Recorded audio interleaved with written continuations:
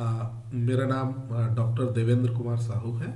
और आज के लेक्चर में हम भारतीय संविधान में मौलिक अधिकार की क्या क्या व्यवस्था है उसके बारे में अध्ययन करेंगे।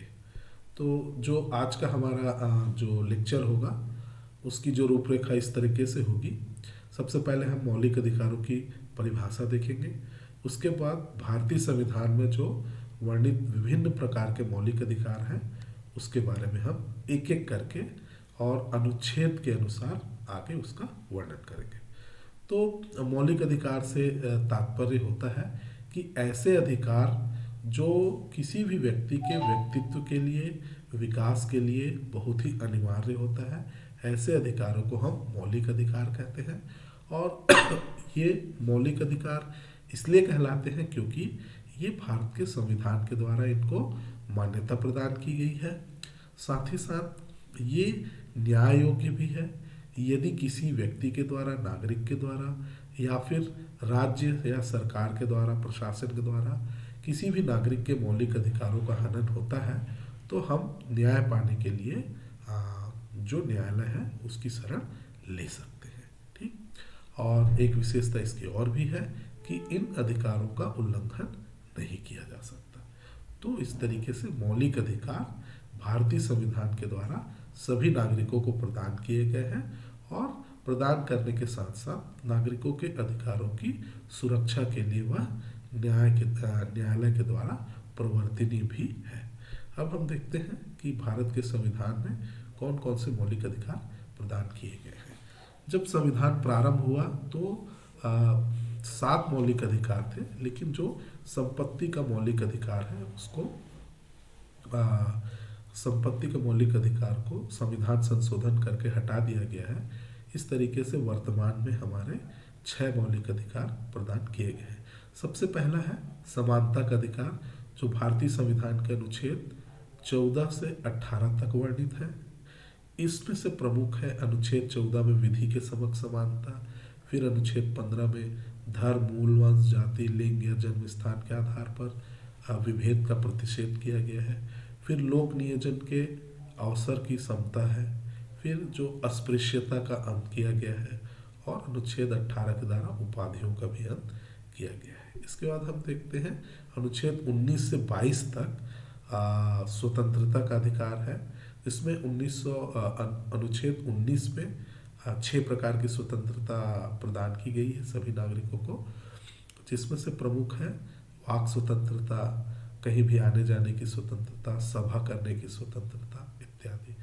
फिर अनुच्छेद 20 और अनुच्छेद 21 में प्राण और दैहिक स्वतंत्रता का बारे में विस्तृत वर्णन किया गया है। इसके बाद तीसरा जो मौलिक अधिकार वो है शोषण के विरुद्ध अधिकार। ये अनुच्छेद 23 और 24 में वर्णित है।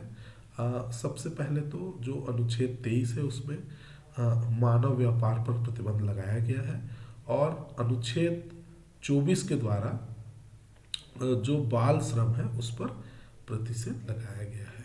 अर्थात 14 वर्ष से कम उम्र के बालकों को किसी भी कारखाने या जोखिम वाले कार्यों में नहीं लगाया जा सकता।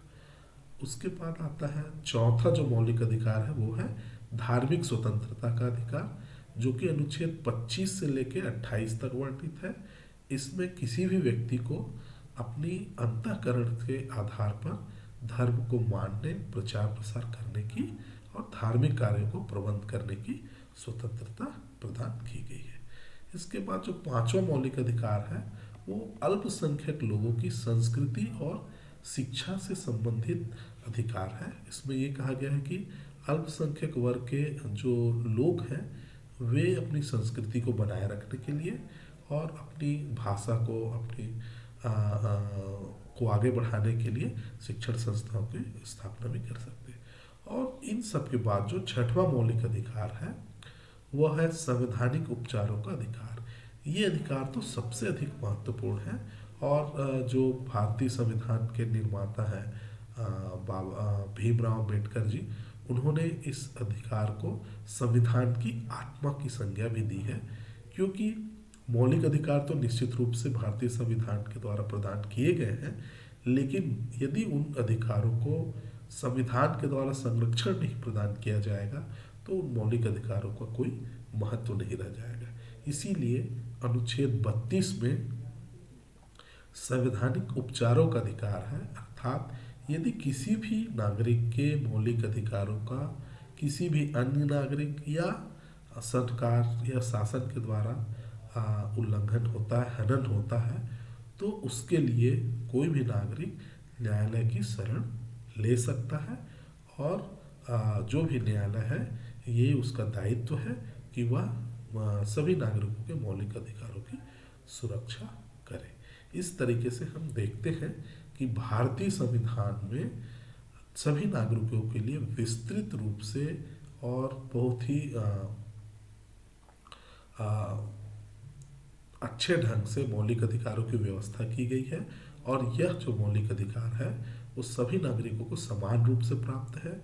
यह अधिकारों का उपयोग करके सभी नागरिक अपने व्यक्तित्व का विकास कर सकते हैं और एक अच्छे नागरिक भी बन सकते हैं। धन्यवाद।